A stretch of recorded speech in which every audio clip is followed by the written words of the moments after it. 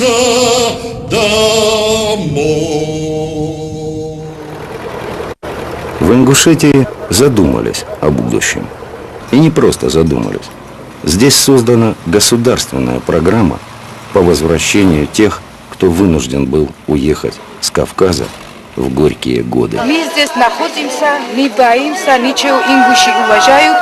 От всех грузинам большое вам спасибо за все. Христос воскрес! Воистину воскрес! Я противник мононациональной республики. Это мононациональность, когда одна национальность. У нас сегодня была, есть и будет многонациональная республика. Я вам могу с огромным таким вот, с Божьей такой благодатью, с Божьей хорошей такой вестью сообщить, что сегодня у нас вернулось 27 русских семей.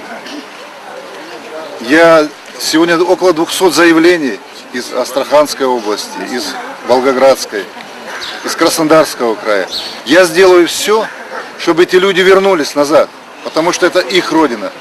Здесь все святое, что связывало этих людей. Это наши люди, это наши граждане. Я буду помогать и буду вашим помощником во всех ваших начинаниях.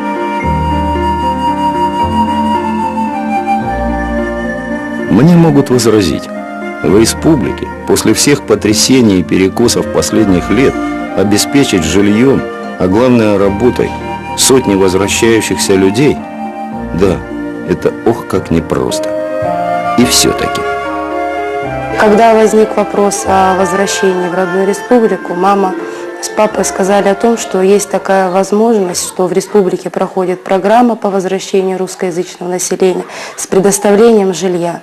Но для этого нужно вернуться в республику, написать заявление о том, что мы желаем вернуться, и, естественно, устроиться здесь на работу и начать обычный образ жизни, который здесь ведут все люди. Работать для республики, жить для республики, воспитывать детей и так далее. Вопрос о том, желаю ли я вернуться в республику, никогда не возникал, потому что я всегда хотела вернуться на родину.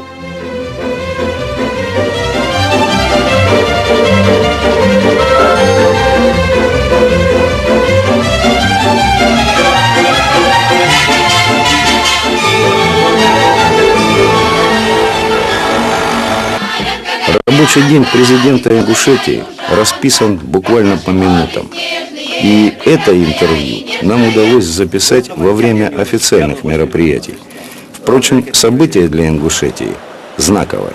В Назране начал работу возрожденный, а по сути новый завод электродвигателей. А значит, еще 400 рабочих мест.